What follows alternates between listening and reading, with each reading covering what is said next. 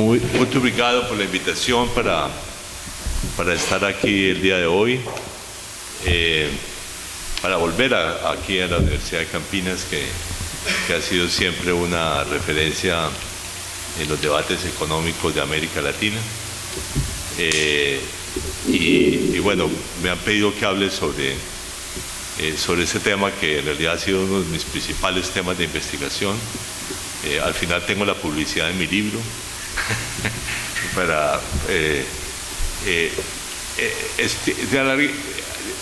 Ahora, en la conversación que teníamos previamente, me preguntaba por qué utilizaba el término no sistema. En realidad, el término no sistema es un término que se vino a utilizar en los años 70, cuando colapsó el régimen de Bretton Woods en materia monetaria. Non-system fue el término que se utilizó. Hubo un intento de hacer una reforma monetaria internacional, si se quiere, coherente, que se hizo entre el 74 y el 76, fracasó, y lo que quedó fueron una serie de resultados de hecho, de facto, que surgieron en el sistema. Y por eso muchos autores de los años 70 vinieron a denominarlo un non-system. O sea, no es un sistema coherente, en fin. Yo estoy un poco arrepentido de haber dejado el título, pero bueno, así quedó. En todo caso, comencemos entonces con un poco de historia. ¿Está bien? Ok. De cuál fue el sistema que surgió de la crisis de comienzos de los años 70. Hay que recordar que la crisis viene por la decisión que adoptó el presidente Nixon de eliminar la paridad dólar-oro, que era un elemento esencial del acuerdo monetario de Bretton Woods.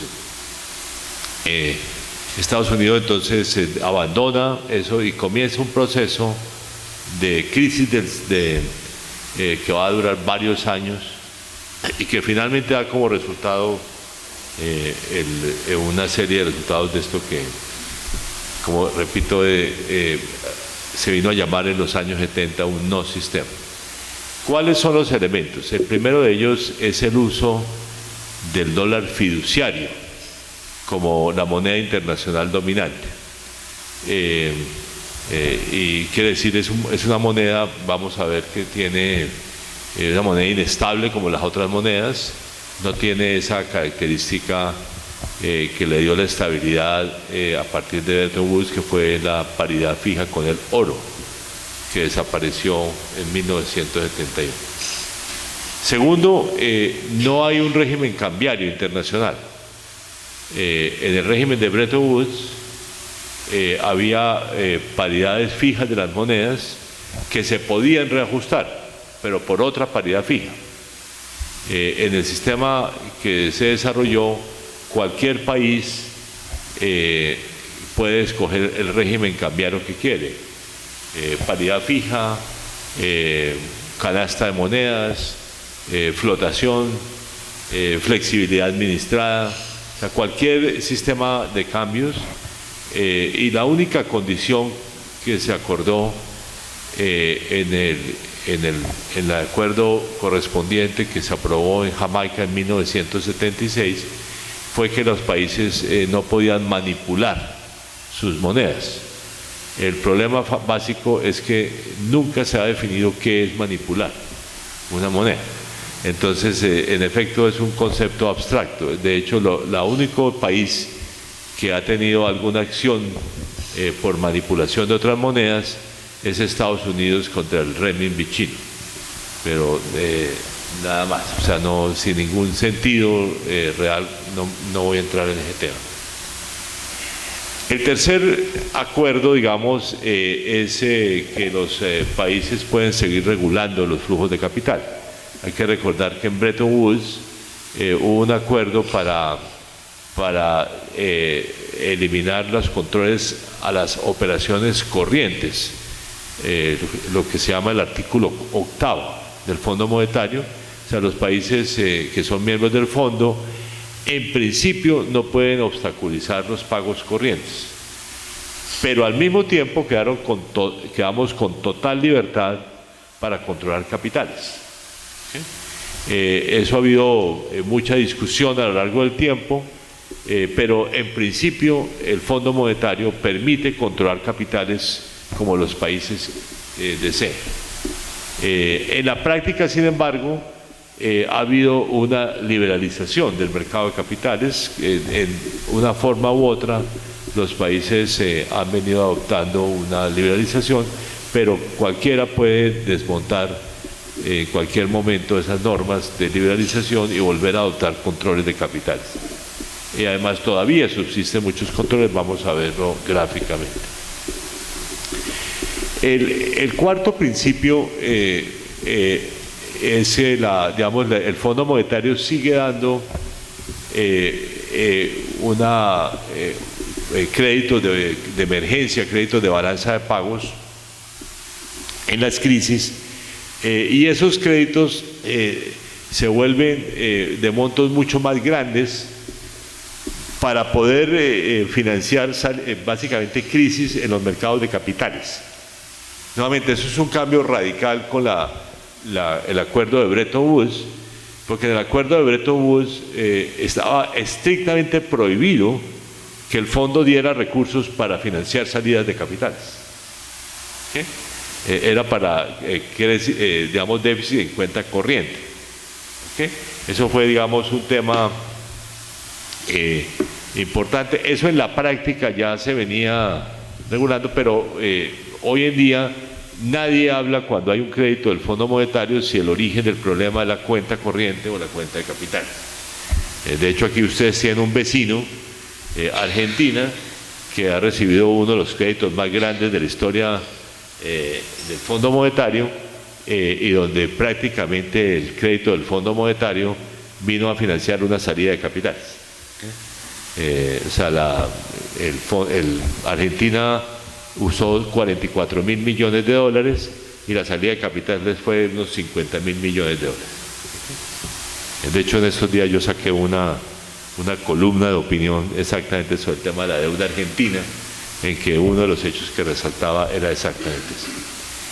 Y por último vino una norma positiva, que es una norma de supervisión de las economías miembros, que se hace a través de lo que se conoce como el artículo 4, que fue precisamente fue el artículo que se volvió a negociar en Jamaica en 1976.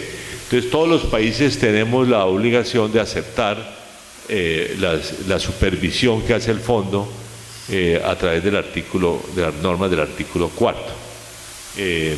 Ahora, eso no ha significado en la práctica mucho, y aunque se ha fortalecido, voy a volver sobre eso, pero de todas maneras no ha llevado a una coordinación macroeconómica que se haga a través del fondo, sino que la coordinación macroeconómica se hace normalmente a través de un grupo, de un G, como digo yo, un G, el G7, ahora a veces el G20, en algún momento otro que se llama el G10, que muchos de ustedes no sabrán qué es el G10, pero el G10 fue el primero de todos, que fue un grupo de países financieramente importantes que se formó dentro de la OCDE, y que ha jugado un papel importante en distintos momentos. Esto es, por lo tanto, es lo que mucho de esto resultó por la práctica más que por una concepción de un sistema, y por eso se vino a llamar el non-system, el no sistema. Ahora, cuando uno lo ve, digamos, ¿cuáles son los problemas de este sistema? El primero son estos tres problemas que yo he resaltado, la forma como yo he resumido los problemas en mis artículos, incluyendo en este libro sobre el sistema. El primero es lo que se llama el ajuste asimétrico, que fue el tema que obsesionó a Keynes en sus escritos sobre el sistema monetario durante la Segunda Guerra Mundial, que es el hecho de que los países deficitarios tienen que ajustarse, pero los países superavitarios no tienen que ajustarse. Entonces, eso genera un efecto recesivo sobre el sistema internacional durante las crisis, ¿no? Porque los países en crisis tienen que ajustarse, los países con superávit no tienen que ajustarse. Primer tema. El segundo es lo que se vino a llamar el dilema de Triffin, en honor al profesor Robert Triffin, un gran economista belga, pero que vivió muchos años en los Estados Unidos, incluso fue funcionario de la Reserva Federal. Yo no sé si, dicho sea de paso, cuando él trabajó una época en la Reserva Federal en cooperación con los países latinoamericanos. Yo no sé si aquí vino a Brasil a analizar el sistema. En Colombia fue, y de hecho hay un artículo de él sobre el sistema de manejo cambiario de Colombia en los años 50, durante la Segunda Guerra Mundial. En fin, pero en todo caso, Robert Triffin, un gran economista belga, escribió un famoso libro en 1960 y después otro posterior, mostrando cuáles eran los problemas de un sistema monetario internacional que dependiera de una moneda nacional. Entonces se vino a llamar el dilema de Triffin. Y en su formulación, lo que él decía era que lo que implicaba eso es que el país, que era la moneda de reserva, tenía que tener déficit para poder que su moneda se exportara, digamos, al resto del mundo. Pero que eso generaba la posibilidad de una crisis de esa moneda, en la medida en que perdiera la confianza por la excesiva oferta, digamos, de esa moneda en el mercado internacional. Eso fue lo que él llamó el dilema. Ese dilema obviamente era un dilema muy importante en los años 60 cuando él formuló el problema, porque tenía que ver con la estabilidad de la tasa de cambio dólar-oro. Y había obviamente Estados Unidos, la Reserva Federal, perdiendo muchas reservas de oro por la cantidad de dólares que había en el mercado. Entonces vino la idea de que una de sus manifestaciones, y la manifestación más importante al final, fue que el mercado del oro, del oro dólar, colapsó finalmente. Después de eso, obviamente, el problema es diferente, y vamos a verlo gráficamente. Es el hecho de que el mundo está sujeto a una moneda central que es inestable, está sujeta a cambios en su política, en su tasa de cambio, que dependen también de los déficits de los Estados Unidos. ¿Okay? Y el tercero, que creo yo que es mi contribución adicional a este debate, es lo que yo llamo el sesgo hacia la desigualdad. Es el hecho de que nuestras economías son sujetas a mucho más inestabilidad financiera, y una de las formas o la única forma que hemos aprendido que ayuda a manejar esa inestabilidad es acumular reservas internacionales. Pero las reservas internacionales tienen un problema, y es que son costosas. O sea, obviamente tienen un pequeño rendimiento, pero digamos, si una economía, digamos, si Brasil acumula reservas internacionales para evitar el efecto que tiene una gran entrada de capitales sobre la tasa de cambio u otros factores, lo que acontece es que las reservas internacionales van a tener un rendimiento del 1 o 2% al año, cuando los capitales, que son el origen del problema, pueden tener rendimientos del 6, el 8 o el 10%. Entonces hay una pérdida nacional asociada a la acumulación de reservas necesariamente. ¿Okay? Pero eso es un problema, como veremos, de los países en desarrollo, no es un problema de los países desarrollados. ¿Okay? Aquí, digamos, gráficamente, este es, a mi juicio, el mejor ejemplo de ajuste asimétrico. Fue lo que pasó en los países de la eurozona durante la crisis del 2009, 2010, 11, ¿no? La eurozona tenía la característica, tenía unas economías superavitarias, dos en particular que ahí resalto, que son Alemania y Holanda, y tenía varias deficitarias. Grecia, Italia, bueno, sobre todo Grecia, España, Portugal, Irlanda y en parte Italia. ¿Ok? Y lo que acontece, como ustedes observan, es que todas las economías deficitarias se ajustan. Y se ajustan masivamente, de manera que ya para 2013, 2014, o están en equilibrio o están en superávit. ¿Okay? Entonces, es un ajuste muy grande. No sé si ustedes ven, por ejemplo, Grecia pasa de menos 15% del PIB en déficit en cuenta corriente a 2%. España pasa de déficit a superávit. Irlanda también. En fin, es un ajuste masivo. Entonces, uno esperaría que las economías superavitarias bajaran su superávit. Pero todo lo contrario, las dos economías superavitarias más importantes aumentan su superávit. ¿Okay? Esto es lo que tenía la obsesión de Keynes en sus escritos del 42 al 44, de que el sistema monetario internacional tiene un sesgo hacia la recesión, por esta forma como se da estos ajustes. El segundo es el dominio del dólar.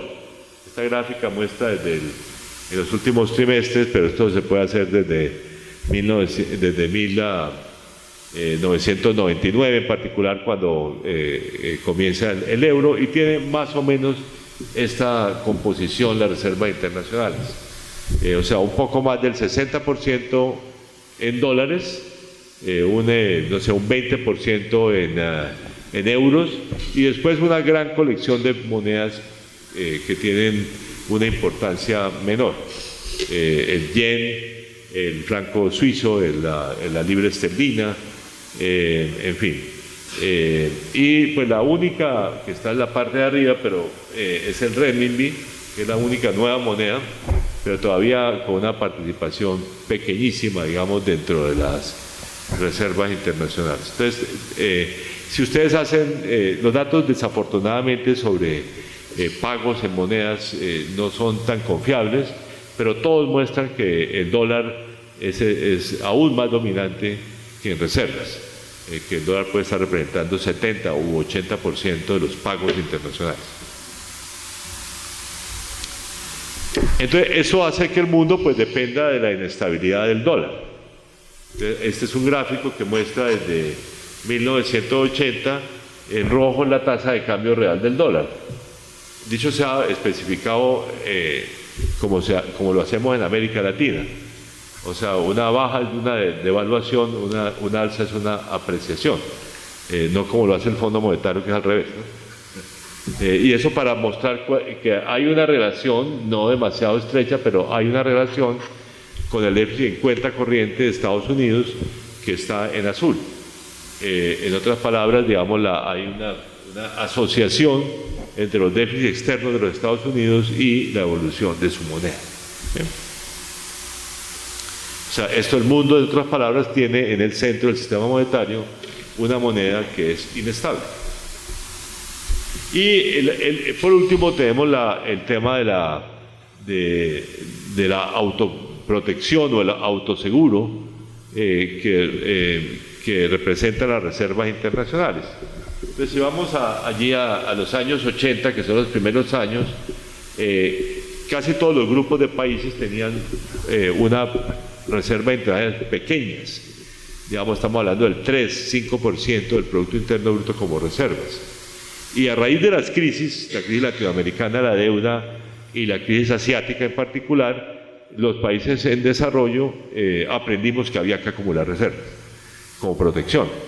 Y así ocurrió. O sea, ustedes ven ahí, en la parte de abajo ven la OCDE, se mantiene con un nivel de reservas muy pequeño, 5% máximo, y todos los otros grupos de países que son países de renta baja, renta media, aumentan sus reservas significativamente. Digamos, por ejemplo, la línea roja, no se ve muy roja, pero que son los países a los cuales pertenece casi toda América Latina, que son los países de renta media, excluyendo China, pasan de tener reservas de 10% del PIB a tener reservas de en torno al 25% del PIB en promedio. ¿Okay? Obviamente hay dos casos diferentes, la línea de arriba, que son los países petroleros del Oriente Medio, que son los que tienen mayores niveles de reservas, aunque han bajado sustancialmente, y el único país desarrollado que tiene reservas muy grandes, que es Japón.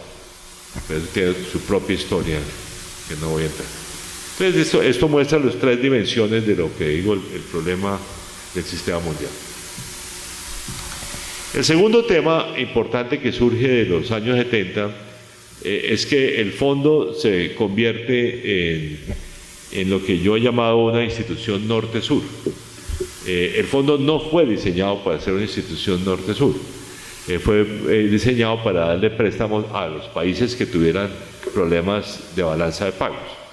Y muchos de los problemas de balanza de pagos después de la Segunda Guerra Mundial que financió el Fondo Monetario fueron europeos y Japón. Entonces, digamos, de hecho yo tengo un cuadro de los principales deudores del Fondo Monetario Internacional, y por mucho tiempo el Reino Unido fue uno de los principales deudores del Fondo Monetario. En fin, Francia también tuvo problemas con el fondo, Italia, en fin, Japón en algún momento. En fin. Entonces, lo que acontece en la práctica es que en los años 70 los países desarrollados dejan de pedirle prestados recursos al Fondo Monetario. Eso resurge con la crisis del 2008-2009, cuando algunos países desarrollados vuelven al Fondo Monetario, incluso empujados por la misma Unión Europea para que pidan recursos al Fondo Monetario. Grecia, digamos, es obviamente el caso más importante. Entonces, lo segundo es, digamos, la evolución de los créditos del Fondo Monetario. Más adelante voy a volver sobre este tema de propuestas, que es una historia interesante bajo este nuevo esquema. Todas esas líneas de crédito nuevas han sido pensadas en función de las economías en desarrollo, las economías emergentes, sobre todo, que son las que tienen crisis de capitales, y por lo tanto donde el fondo tiene que llegar con recursos importantes. Entonces, el primero fue lo que se llama el Servicio de Complementación de Reservas en 1997, que fue la línea que se utilizó para financiarnos a todos los países, incluyendo Brasil, durante la crisis asiática. Una grandes líneas de crédito para financiar los países. A raíz de la crisis también vino la creación de una línea contingente. Ese es un tema recurrente en los debates. Las líneas contingentes, vamos a volver sobre ellas más adelante. Estas líneas contingentes son una especie de líneas preventivas. Los países adquieren el compromiso o adquieren la posibilidad de un crédito si se presenta una crisis, pero se da antes de, no durante la crisis. Ese es un tema importante. De hecho, Colombia ha sido uno de los grandes usuarios de una línea, sobre ella volveré a hablar más adelante. Y lo que yo digo que fue la reforma más importante en las líneas de crédito del Fondo Monetario, que fue la reforma que se dio después de la crisis de esto que se llama la crisis financiera internacional del 2008-2009, pero que yo en mis escritos llamo la crisis del Atlántico Norte, con otros autores. Lo que yo digo es que si las crisis ocurren en los países en desarrollo tienen nombre: la crisis latinoamericana, la crisis asiática, pero si ocurren en Estados Unidos son crisis financieras globales. No, esa fue una crisis del Atlántico Norte, Estados Unidos, Europa. Entonces algunos hemos venido a llamar a esa crisis como la crisis del Atlántico Norte. ¿Okay? Pero la crisis del Atlántico Norte generó la reforma más importante de las líneas de crédito del Fondo Monetario, que fue esta reforma del 2009-2010. Hay unos préstamos mucho más grandes y hay unos préstamos contingentes. Reitero, voy a hablar de eso un poco más adelante. Al mismo tiempo vino la historia de la condicionalidad creciente. Está muy claro de que el fondo jamás hubiera podido irse en la línea de la gran condicionalidad que vinieron a tener los créditos del fondo desde los años 70 y muy duro en los años 80 y 90, si los países desarrollados fueran usuarios de la línea de crédito. Eso era porque los países en desarrollo eran los usuarios de las líneas de crédito que la condicionalidad se volvió la norma y aumentó significativamente recordemos, no solamente condiciones macro, sino reformas estructurales. O sea, los paquetes del fondo tenían obligaciones de reformas estructurales, ya sea en materia de finanzas públicas, administración pública, sistemas de pensiones o liberalización comercial o liberalización financiera. En fin, había todo tipo de reformas estructurales que iban atadas a los créditos del Fondo Monetario. Eso dio origen a una gran controversia, pero la que fue importante fue la oposición de los países asiáticos a la condicionalidad durante su crisis que comenzó en el 1997. Los países asiáticos ya hicieron una oposición exitosa y dieron lugar a una reforma que es importante en la condicionalidad, que fue la reforma del 2002. O sea, esa reforma estableció que la condicionalidad tenía que ser macroeconómica, no estructural. ¿Sí? O sea, era volver a los orígenes de la condicionalidad, que siempre había sido para temas macroeconómicos y no estructurales. ¿Sí? Eso además continuó en el año 2009, o sea, como parte de estas reformas que les dije, porque se estableció que el incumplimiento de una condición estructural no podía ser utilizado para frenar los desembolsos de los créditos. ¿Sí? O sea, las reformas del 2012 y del 2009 en la práctica volvieron a la vieja filosofía de que la condicionalidad es solamente macroeconómica. Esta es un poco la historia que yo he podido reconstruir de los créditos del fondo como proporción del PIB mundial. Una de las cosas que sobresale es la tendencia creciente. De hecho, los dos picos que ustedes ven ahí son los picos que se dan durante la crisis latinoamericana de la deuda y después durante la crisis asiática. Pero desde entonces nunca hemos tenido créditos de ese tamaño. Pero lo que es también interesante es la línea, la línea que es azul clara, muestra que en los años 60, desde el comienzo del fondo hasta los años 60, los grandes usuarios de la línea de crédito del fondo eran países desarrollados. ¿Okay? Pero eso desaparece y ustedes ven esa línea ya en cero desde los años 80. ¿Okay? O sea, esa línea, esos créditos desaparecen totalmente, es lo que yo llamo el fondo como una institución norte-sur. Y solamente hay durante la crisis europea, sobre todo, hay un pequeño pico nuevo de países desarrollados. Pero la esencia de todo esto es que las economías, el Fondo Monetario desde fines de los años 70 ha sido básicamente para financiar economías en desarrollo.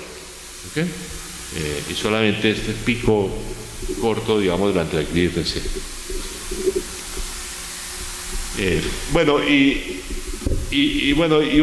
Una característica adicional es que los principales, en contra, de la filosofía en la creación del fondo, que era precisamente que el fondo iba a ser la institución en la cual se negociaban los grandes desequilibrios de pagos mundiales. Esto nunca ha ocurrido así. ¿Okay? Y el fondo en la práctica, todos esos grandes desequilibrios globales se han siempre negociado por fuera del Fondo Monetario. Ahí pues pongo varios temas. La escasez de dólares después de la guerra fue financiada por el Plan Marshall y la Unión Europea de Pagos. El colapso del sistema oro-dólar en 1979-73 fue negociado por el G10, que yo mencioné. Los desequilibrios de los años 80 que eran con Japón, los grandes superávit japoneses, fueron negociados a través de dos acuerdos más o menos del G10, que son el acuerdo del Hotel de Plaza del 85 y del Louvre del 87. Y dentro de este sistema, los europeos son los que tratan de mantener una relativa estabilidad de sus monedas como un sistema propio de ellos. O sea, todos los grandes acuerdos monetarios internacionales en realidad se hacen por fuera del Fondo Monetario. Entonces, la pregunta es, y ya pasando a lo que van a ser mis propuestas, es, bueno, ¿cómo podemos pensar de nuevo el Fondo Monetario internacional? Y sobre eso, obviamente lo primero que uno debe pensar es lo que yo llamo un Fondo Monetario Internacional realmente global, que se encargue, digamos, como la filosofía de Keynes sobre digamos, como de los grandes problemas de pagos mundiales, ¿no? Entonces, ¿cuáles han sido cosas interesantes? Aquí menciono varias, pero para mí una que es particularmente importante, y sobre ella tengo alguna obsesión personal, es la creación de los derechos especiales de giro en los años 60. Los derechos especiales de giro, que es como quien dice la moneda que emite el Fondo Monetario Internacional, fue una idea que surgió de los escritos de Triffin. O sea, la idea es que en vez de tener el dólar como moneda internacional, debemos tener como moneda internacional una moneda emitida por el Fondo Monetario Internacional. Entonces vinieron este nombre curioso de los derechos especiales de giro, que tiene que ver con la historia de su discusión, y particularmente con la oposición de los franceses a la idea, que se oponían a la idea de una moneda internacional emitida por el Fondo Monetario. Los franceses siempre tuvieron la idea de hacer una nueva moneda internacional basada en 4 monedas, que eran el dólar, el franco francés, obviamente, la libra esterlina y el marco alemán. Esa era la idea que trabajaron los franceses durante los años 60. Esa idea pues no fue aprobada y ellos se opusieron a esta idea del Fondo Monetario. Finalmente lo aceptaron, pero en la discusión quedó este concepto de los derechos especiales de giro, que un poco repetía el concepto de que los países teníamos invertidos en el fondo unas reservas, pero teníamos derechos de giro sobre esas reservas, ¿no? Entonces por eso se utilizó el término derechos de giro, que no tiene nada que ver con el concepto. Realmente el derecho de giro son una moneda internacional. Y hay muchos otros elementos interesantes: el ingreso de los países de excomunistas en los años 90, y después aquí simplemente la expansión que tiene con la crisis del 2007-2008, sobre esto voy a hablar más adelante, pero le damos el hecho de que la gran competencia del fondo en materia macroeconómica mundial pues son los grupos de los 7 y el grupo de los 20, donde realmente realmente donde se discuten los temas monetarios internacionales. Yo diría todavía más en el grupo de los 7 que en el grupo de los 20, ¿okay? Por la desconfianza que existe de los varios países desarrollados al propio grupo de los 20.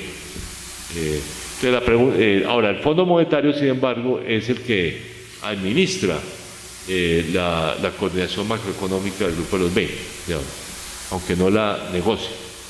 Bueno.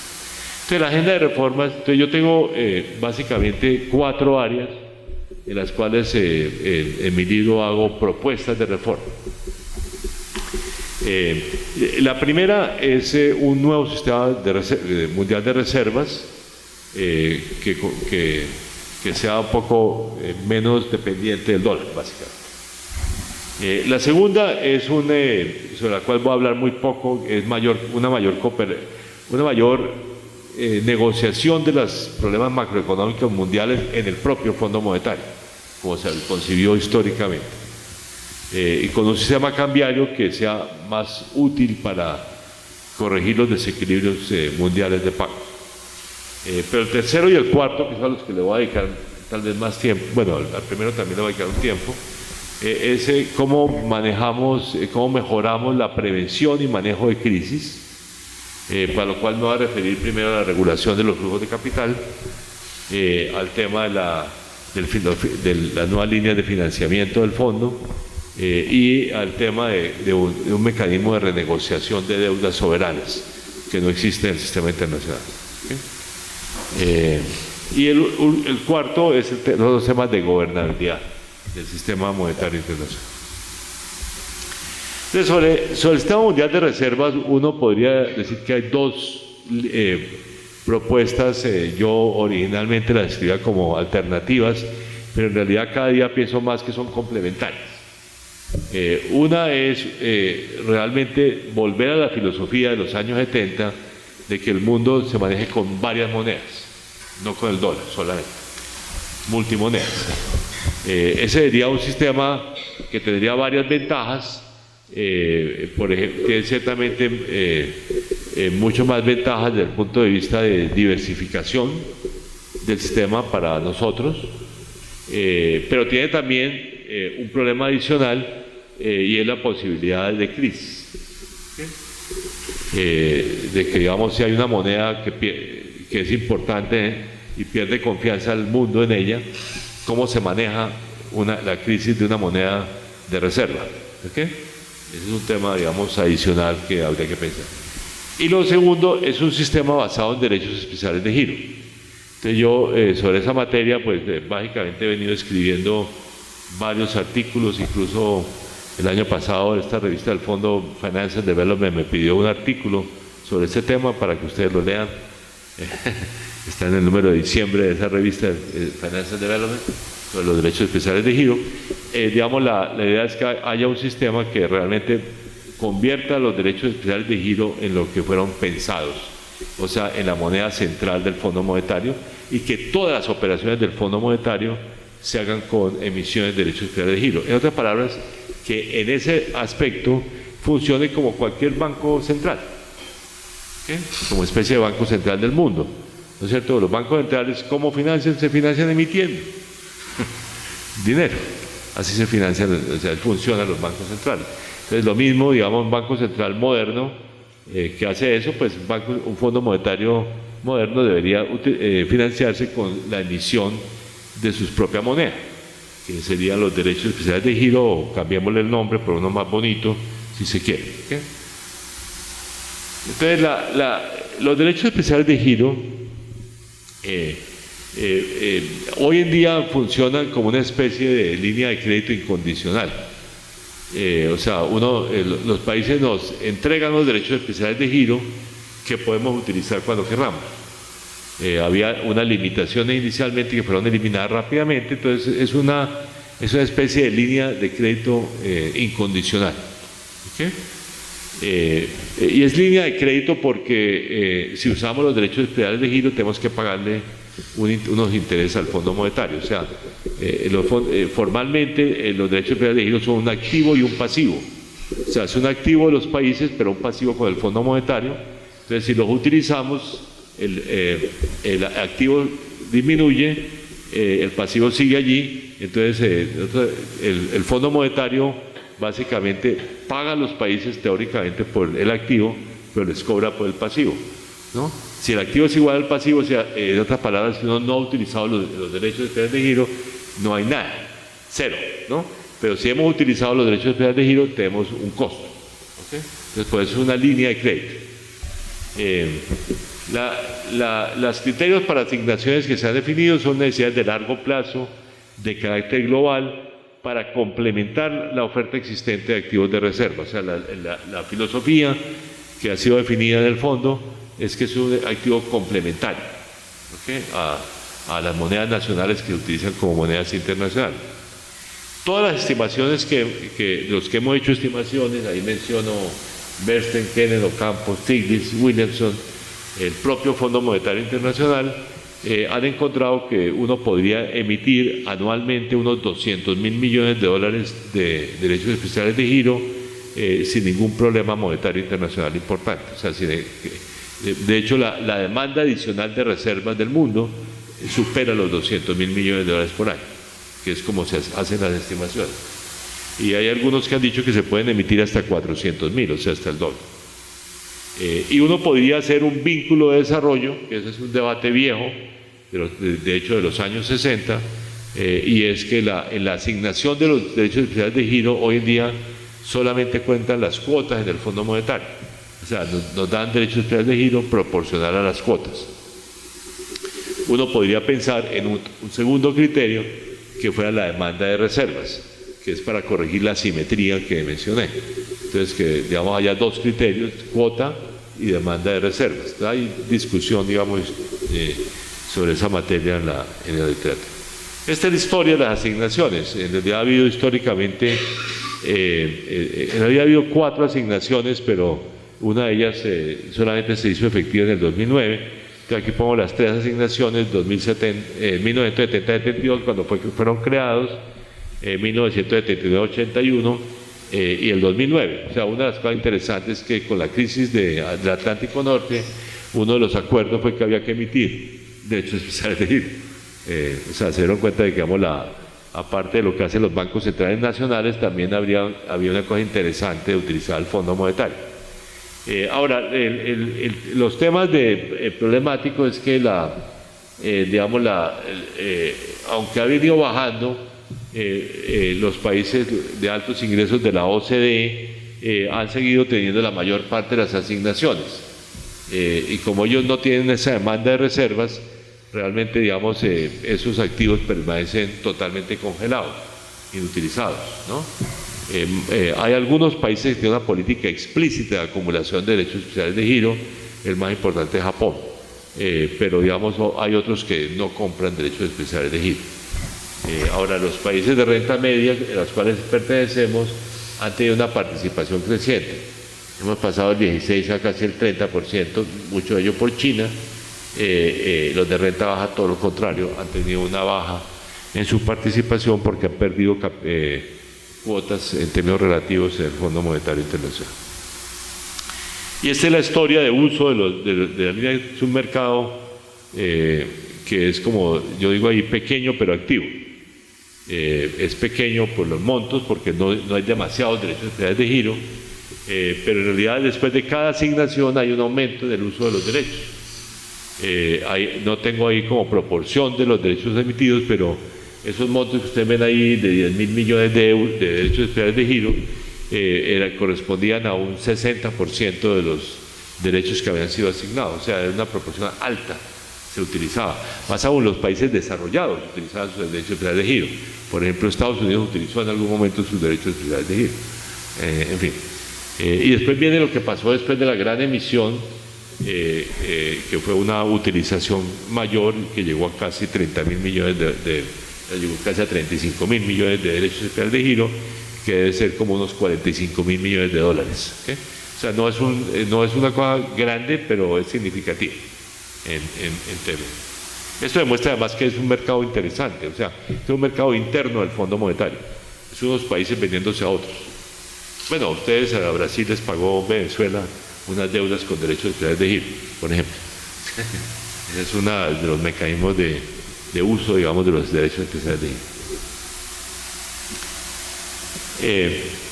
Bueno, el segundo gran tema es la cooperación macroeconómica internacional. Aquí repito lo que dice el acuerdo constitutivo de que el Fondo Monetario fue creado para promover la cooperación monetaria internacional, pero como ya les señalé, esa cooperación tiene lugar entre lo que se llama, básicamente los Gs, los G7 y el G20, que es lo que yo en mis escritos vine a llamar el multilateralismo de élite. O sea, los países más poderosos se apropian del derecho a coordinar la economía mundial y hacerlo por fuera de las instituciones. Lo que yo llamo el multilateralismo de élite. Esto además es una cosa concreta, digamos, yo como en todos los debates digo, como mi país no es miembro del G20, yo tengo el derecho a criticar al G20 como quiera, ¿no es cierto? Entonces, ahora, lo que es interesante es con el G20 se creó este mecanismo que se vino a llamar el Mutual Assessment Process, que es potencialmente es un mecanismo interesante, fue muy interesante, creo que ha perdido importancia en la práctica, pero fue muy importante durante la crisis, y además porque por primera vez acordó unos indicadores para medir cuándo una economía está en desequilibrio, una de las principales economías está en desequilibrio. Esa es una cosa interesante. El Fondo Monetario quedó asignado para hacer todos esos análisis, y el Fondo efectivamente hace análisis anuales dentro de ese proceso bueno, es una cooperación interesante, pero no es una cooperación que que haya servido para mucho. De hecho, los desequilibrios han surgido, y una cosa que yo muestro en el libro es que los desequilibrios macroeconómicos mundiales se mantienen pero varían. En un momento, digamos, la fuente del desequilibrio es una economía y otro momento es otra economía. Por ejemplo, Japón fue una gran fuente de desequilibrio, hoy ya no es fuente de desequilibrio. Incluso uno puede decir China fue una gran fuente de desequilibrio, ya no es tanto fuente de desequilibrio. En cambio, la Unión Europea es una fuente de desequilibrio, que nunca había sido una fuente de desequilibrio. O sea, hay una variación a lo largo del tiempo, y el sistema de cooperación ha sido incapaz, digamos, de evitar, digamos, ese problema. Entonces, hay un mecanismo que fue interesante, que se ensayó antes de la crisis del Atlántico Norte dentro del fondo, que a mí me gustaría más, pero que no se utilizó realmente, sino en sus primeras etapas, que es lo que se llamó la coordinación entre los 5 sistémicos, y que a mí me gusta, dentro del Fondo Monetario. Entre los 5 sistémicos, vale decir Estados Unidos, China, Japón, la Unión Europea, y se me olvidó el 5º sistémico, digamos, coordinaban sus políticas macroeconómicas, Canadá, pues, dentro del fondo, pero después reportaban a todo el fondo, o sea, a todos los miembros. Entonces es un mecanismo que realmente coordina entre los que son relevantes, entre los G5 relevantes, pero a la práctica reportan al conjunto de la membresía. En fin, ¿cómo se juega este tema de los GES con la membresía plena en un organismo internacional? Es un tema que sigue siendo relevante.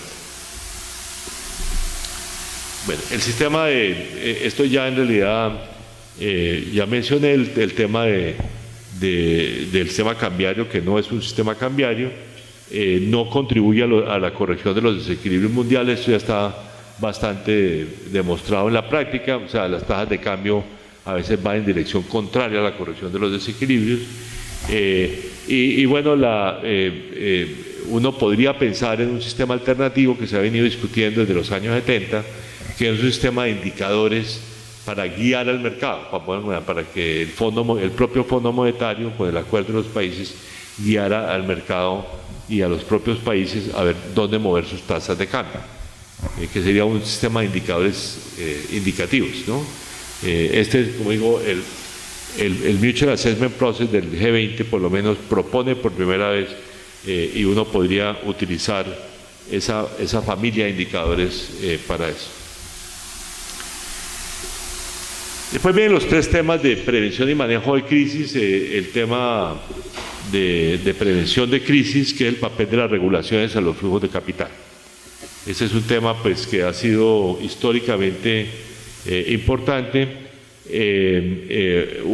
Tal vez la discusión más importante fue la que tuvo lugar en el fondo del 2012, cuando se adoptaron lo que llama la visión institucional del Fondo Monetario sobre los flujos de capital, que es una visión que planteó que no siempre los flujos de capital tienen efectos positivos, por lo tanto que la liberalización tiene que ser un tema que hay que analizarlo caso por caso, y que los países pueden mantener regulaciones a los flujos de capital, o controles de capital, como se le denominan corrientemente. Eso fue una cosa interesante, digamos, pero sin embargo, digamos, ha habido siempre un escepticismo en el funcionamiento de ese sistema, y que genera un problema que es un problema de política macroeconómica. En otras palabras, en nuestras economías, yo creo que Brasil es un caso, Colombia es otro, digamos que en la práctica hemos aprendido que para hacer política anticíclica, uno de los instrumentos que tenemos que utilizar son los controles de capitales de algún tipo de regulación a los flujos de capitales. ¿Para qué? Para que durante los auges podamos aumentar las tasas de interés sin que nos entren demasiados capitales, y durante las crisis poder mantener las tasas de interés bajas y sin evitar la salida de capitales. O sea, tiene que haber algún mecanismo de manejo de flujos de capital. Esto se ha venido a llamar ahora las medidas macroprudenciales, ¿no? Y yo lo que digo es que muchas regulaciones a los capitales son más macroprudenciales, y así es lo que voy a mostrarles gráficamente. Ese es un tema importante. Es interesante que ahora la Oficina de Evaluación Independiente del Fondo Monetario Internacional está haciendo una evaluación de esa visión institucional de capitales. De hecho, yo estoy trabajando en ese proyecto. De hecho hice análisis de 3 economías, Colombia, Etiopía y Kenia, digamos, para analizar los controles de capitales de los 3, y digamos, es un tema interesante. Eso es simplemente para mostrar la volatilidad de los flujos de capitales hacia economías emergentes. Ustedes ven, pues, hubo varios periodos críticos. El 2015 fue muy malo, y en 2018 y en parte y algunos meses de 2019 también fueron particularmente críticos en términos de flujos de portafolio hacia economías emergentes. Y el resultado de esto es que en la práctica las economías emergentes utilizamos muchos más instrumentos para manejar la balanza de pagos. En otra palabra, para una economía desarrollada, la balanza de pagos es irrelevante en las decisiones macroeconómicas. Para nosotros no. Y más aún, gran parte de nuestras actividades son de balance de pagos. Y eso es lo que en la práctica ocurre. Entonces, ese es un inventario que ha hecho el Fondo Monetario de qué tipo digamos, de instrumentos se utilizan para manejar macroprudenciales, ¿no? Y bueno, hay por ejemplo cosas interesantes. Por ejemplo, el endeudamiento privado es un problema de las economías desarrolladas. Hay muchos más instrumentos para el endeudamiento de los hogares. En cambio, lo que es muy importante nosotros es lo que llaman Liquidity and Foreign Exchange Tools. O sea, esos son mucho más importantes en nuestras economías. O sea, nosotros realmente tenemos que manejar esos problemas de balanza de pagos con estos instrumentos, y aquí están detallados cuáles son, y ustedes ven, digamos, la que es abrumadoramente importante son las posiciones netas en moneda extranjera, ¿okay? Que están súper reguladas en todas las economías emergentes, básicamente. En fin, pero hay otros instrumentos ya mucho más de control importantes. Por ejemplo, en mi evaluación de Colombia yo les resaltaba que los descalces, los mismatches de moneda son una obsesión de la regulación colombiana. ¿Okay?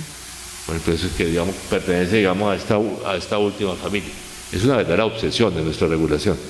En el Banco Central, durante estuve yo varios años, eso era un tema repetitivo. Bueno.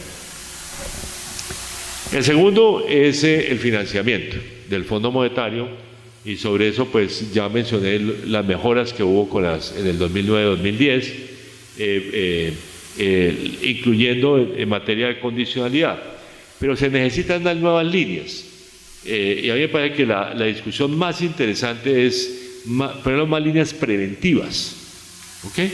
Y las líneas preventivas son básicamente lo que en la jerga de esta discusión se llama líneas contingentes. O sea, créditos que se le otorgan a los países no necesariamente utilizan esa línea de crédito, pero la tienen allí disponible como la tiene la reserva. Entonces es un sustituto mucho mejor de las reservas internacionales. ¿Cuáles serían las mejores líneas preventivas? A mi juicio, una línea de swaps, de canjes de deuda, ¿no es cierto?, de reservas, que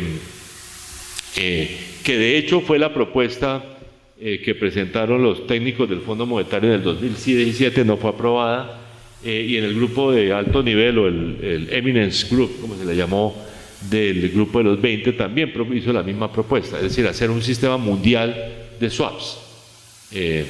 Yo creo que esa me parece que es la línea interesante para pensar una gran reforma del financiamiento internacional. Y simplemente por ejemplo, esto es la forma como lo hacen los países desarrollados. Los países desarrollados básicamente lo hacen a través de las líneas de swap de la FED, de la Reserva Federal. Y aquí simplemente pongo cuánto se utilizaron esas benditas líneas de reserva en las dos crisis importantes, la crisis del 2008-2009, llegaron a la tontería de $600.000 millones. Eso es 3 veces el tamaño del Fondo Monetario Internacional. ¿Ok? Las líneas de la FED. ¿Ok? Y en la crisis europea del 2011, como ustedes ven, fueron 100.000 millones. 100.000 millones es la mitad del crédito del Fondo Monetario. O sea, realmente ese es un mecanismo que es un mecanismo flexible, preventivo, que sirve muy bueno para las TIEs de liquidez, no sirve para las TIEs de solvencia, obviamente. O sea, hay que tener otras líneas de crédito, pero que permitiría. Por ejemplo, digamos, la línea de crédito, Colombia es uno de los pocos países que ha utilizado un mecanismo contingente o preventivo, que es la línea de crédito flexible, se llama el Fondo Monetario Internacional. México también, somos los dos países, Polonia fue el tercero, pero ya la dejó de utilizar. Colombia y México son los países que la utilizan. Es una línea que hoy tiene una línea aprobada, cuando Colombia quiera la utiliza. O sea, pero digo, un swap sería igualito. Sería de pronto mucho más flexible y además en términos de cuánto tiempo se usa, como ustedes ven, son unos meses, ¿no? Esas son series semanales. Entonces, digamos, lo máximo que utilizaron la línea de crédito fueron varias semanas, ¿no? En realidad como un año. Brasil tuvo acceso a estas líneas de crédito, Brasil, México, Corea y Singapur, ¿no? Pero ustedes ven ahí el Emerging Economy, allá está abajito, casi ni se nota, ¿no? Era un monto chiquitico, digamos, de Brasil. Brasil no las utilizó, México sí las utilizó, ¿sí? Y México y Corea las utilizan.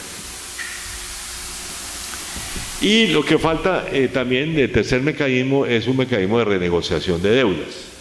Y aquí, digamos, ese es un debate que ha habido históricamente importante. Resalto de que ese es un debate en donde no ha habido avance sustantivo, pero ha habido históricamente ejemplos de mecanismos de reestructuración de deudas que han sido ad hoc. El plan Brady para nosotros fue el más importante, pero también todas estas iniciativas para perdonar la deuda de los países pobres que se hubo a la vuelta del siglo. Entonces, lo que uno podría pensar es, bueno, y en época reciente, digamos, bueno, primero hubo el mejor ensayo, que fue la propuesta del Fondo Monetario de hacer un mecanismo de reestructuración dentro del propio fondo. Eso fue objeto de mucho debate, etcétera. Brasil se opuso a esa iniciativa en el 2002, 2003, como México, ambos se opusieron a la iniciativa, pero a mí me parece que bien pensada es un mecanismo, o hacerlo como un instrumento de la ONU. O sea, por alguno de los dos lados se podría pensar en una institución donde se renegocian las deudas formalmente, ¿okay? Con el hecho de que todas las emisiones de deuda son sujetas a una posible renegociación en caso de crisis. El debate más interesante reciente vino a raíz de una sentencia de un juez de Nueva York contra Argentina en el 2012, que dio lugar a un gran debate, digamos, de cómo hacer esto de nuevo. Allí hubo dos avances, que fue mejorar las cláusulas de acción colectiva, o sea, las cláusulas que están en los bonos, en las emisiones de bonos, que permiten renegociar el bono con un voto que no sea mayoritario, digamos, de los poseedores del bono. Y además quitar la posibilidad de que los fondos buitre que han comprado dinero sean los que tomen la delantera, que fue el problema de Argentina en el 2012. ¿Okay? Entonces, ahí se ha avanzado en un mecanismo de esta naturaleza, pero a mi juicio hay que hacer una cosa mucho más ambiciosa, y yo desde hace varios años he venido proponiendo un sistema que podría trabajar dentro del propio Fondo Monetario, como lo dije en la ONU, como un organismo especializado de la ONU, en el cual los países entran en un proceso de renegociación. Y curiosamente mi modelo ha sido siempre el organismo de solución de controversias de la OMC, hoy descontinuado por razones políticas de Estados Unidos, que no dejan nombrar nuevos miembros, pero que ha sido un mecanismo extremadamente útil para manejar conflictos en materia comercial, y que tiene además un cronograma muy estricto de negociación voluntaria, mediación del organismo y eventualmente arbitramiento, o sea, una decisión judicial, ¿okay?, de ese organismo. Entonces yo he pensado que algo así es lo que se debería pensar en materia de renegociación de deudas. Bueno, y por último son los temas de gobernabilidad, donde yo he hablado siempre de tres cosas, que es la voz y representación de los países en desarrollo en los organismos de Bretton Woods, una organización cúpula representativa, o sea, no un G20, sino una cosa formal, y lo que yo llamo una arquitectura densa de múltiples niveles. Lo primero, digamos, son los problemas del Fondo Monetario. Como sabemos, el Fondo Monetario, como el Banco Mundial, el BID, todos los organismos financieros internacionales, funciona a través de un sistema de sillas, ¿no? Que es un sistema que le da, que mezcla, a mi juicio, en forma interesante el poder, que es el capital, el aporte de capital, con la representación, en el sentido de que todos los países están representados en el board, ¿no? Muy bien. Pero digamos, en el caso del fondo, por la forma como no se han ajustado con el tiempo las cuotas, hay claramente una sobrerepresentación de Europa y una subrepresentación de Asia. Hay otros problemas institucionales a los cuales no voy a aludir, y para concentrarme en el tema de capital, digamos, hubo un proceso interesante en el 2010, en realidad 2008-2010, cuando se acordaron duplicar las cuotas en el fondo y redistribuir las cuotas. Esto tardó 6 años en hacerse efectivo porque el Congreso de Estados Unidos no aprobó la ley para el aporte de los Estados Unidos durante 5 años. Y al año pasado Estados Unidos se opuso a un nuevo acuerdo de aumento de cuotas, que fue postergado para el 2023. Ese es un tema que sigue pendiente, en otras palabras. Ahí lo que se acordó fue mantener los acuerdos de préstamo, todos estos préstamos que hacen los países al Fondo Monetario para darle recursos. Lo mejor sería, nuevamente mi propuesta es un uso activo de los derechos especiales de giro, como el mecanismo que se utiliza básicamente para manejar el Fondo Monetario, o sea, como un banco central mundial. Entonces ellos emiten sus derechos especiales de giro y eso es la fuente de financiamiento de todos sus programas. Entonces no necesitan recursos externos, digamos, al fondo para hacer esos programas.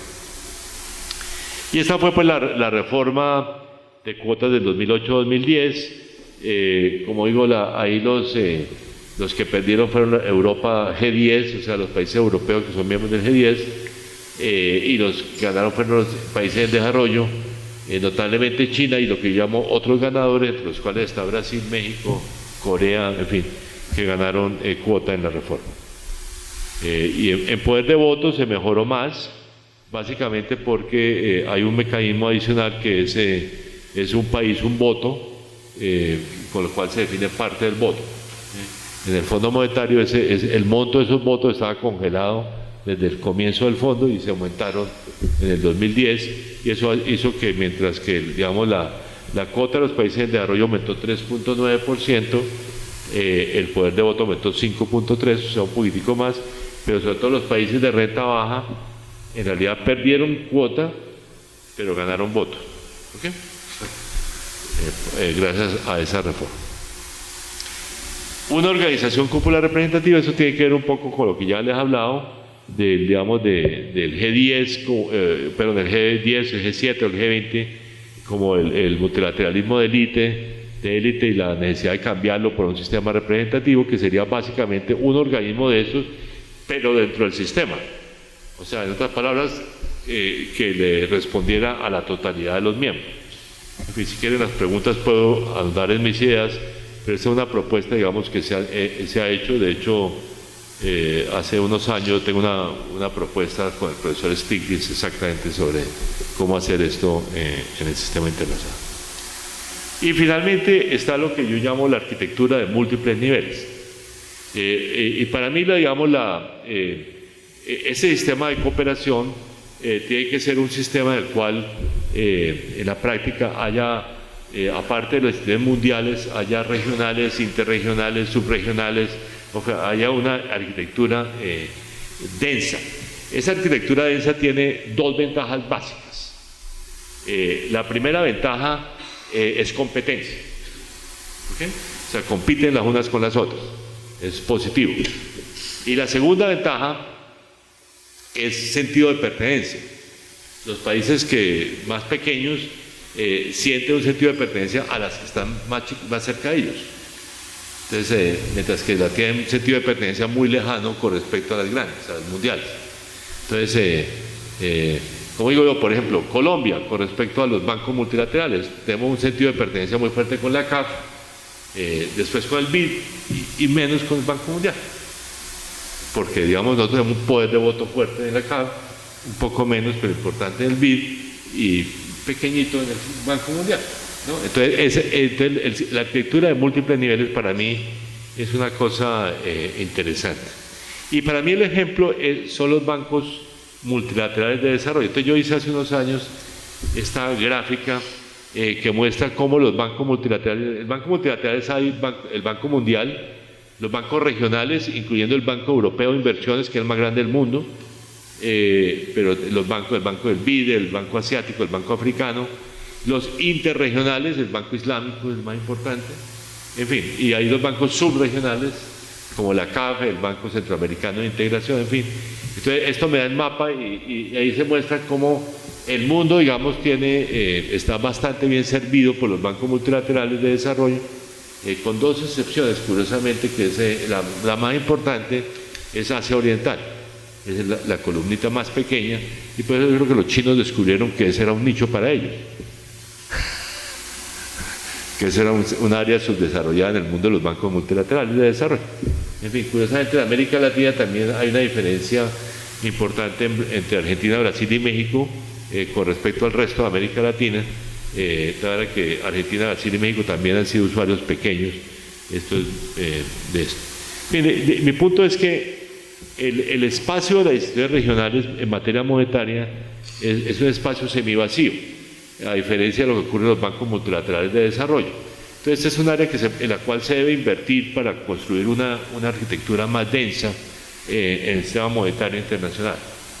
Y ahí pues hay varias, hay la Cámara de Compensación de la LADI nuestra, el Fondo Latinoamericano de Reservas, los canjes de monedas de la ASEAN, la iniciativa de Chiang Mai, de ASEAN más 3 son China, Japón y Corea, la Facilidad de Estabilidad Financiera Europea. Esto ha mejorado además mucho, porque digamos hace 20 años existían apenas 2 de estas. ¿Okay?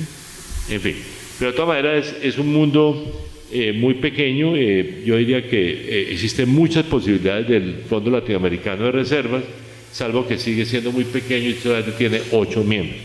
Y aquí simplemente mostrar que, digamos, en el mundo de estas instituciones, realmente la única que es realmente importante es el Fondo de Estabilidad Europea, que de hecho es el principal mecanismo europeo. El Chiang Mai tiene potencialmente 1.3% del PIB de la región, pero nunca ha sido utilizado. Eso tiene que ver con un tema, y es que el acuerdo de Chiang Mai exige que después de cierto nivel los países tengan que tener programas con el Fondo Monetario Internacional. Entonces muchos países asiáticos simplemente no lo utilizan porque no quieren tener programas con el Fondo Monetario Internacional. Una de las grandes ventajas de FLAR es que nunca ha tenido esa condición. Entonces los países han podido utilizar el FLAR independientemente de si tienen programa o no tienen programa con el Fondo Monetario Internacional. Y simplemente termino precisamente con esta gráfica mostrando la importancia del FLAR con respecto a sus países miembros. Lo que es interesante, en los años 80, o sea, durante las grandes crisis el FLAR ha sido utilizado muy activamente. Ustedes ven los años 80, después 98, 99, y en los últimos años, sobre todo ustedes ven 2017, 2018, el aumento significativo de los créditos de FLAR. Además, cuando ustedes lo ven por países, lo ven que son, las barras rojas es del país que más lo ha utilizado, que es Ecuador. Ecuador, que es el que más ha utilizado los recursos de FLAR. En fin, entonces esos 3 elementos son para mí lo que sería una reforma institucional de fondo al sistema. O sea, primero un cambio en las cuotas del Fondo Monetario, un segundo que sería un organismo representativo en vez del G20, y finalmente un mundo en que realmente creamos más instituciones. De hecho hay una interregional que yo no sé, creo que no está funcionando, que es la que crearon los BRICS, ¿no? Yo creo que esa no está funcionando todavía. En fin, tiene además el mismo problema en su diseño, y es que adoptó la regla de Chiang Mai, de que tiene que haber acuerdos con el Fondo Monetario Internacional más allá de cierto nivel. Esa es una regla equivocada. Uno tiene que tenerlo como un mecanismo paralelo. O sea, eso es como exigirle al BID que para tener un crédito, para que otorgar un crédito a un país, tiene que tener la garantía o la aprobación del Banco Mundial. ¿Por qué? No tiene ningún sentido, digamos. Entonces son dos organismos que funcionan con la misma finalidad, pero en competencia en parte con uno con el otro, como un sistema que es complementario desde el punto de vista internacional. Perdón que me prolongué un poquitico, pero muchas gracias.